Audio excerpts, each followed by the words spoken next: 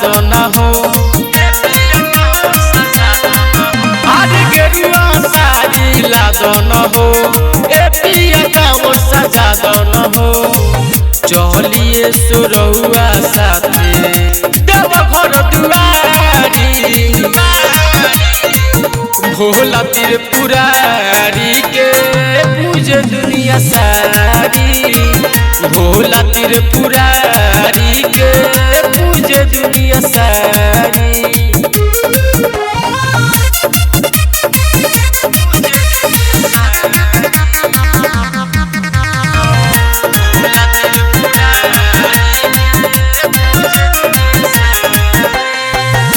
गौरा के पति बारे उहे डमरुआला, गरबा में पेन्हले सपावा के माला।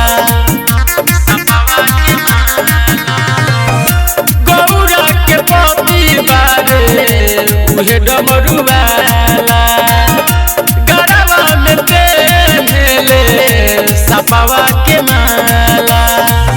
मन होई खुश जल उनही पढ़ारी, गौरा त्रिपुरारी के पूजे दुनिया सारी।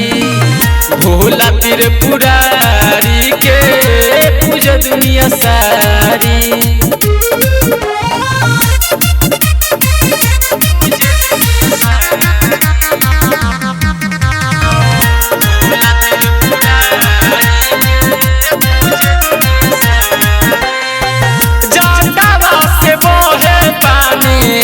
नीलकंठ कहाला रौसा रजनी से देखी देव घर जाला।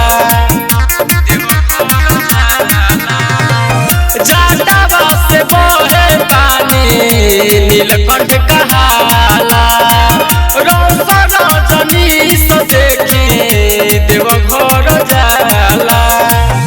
अजय चंद सवर दीपिन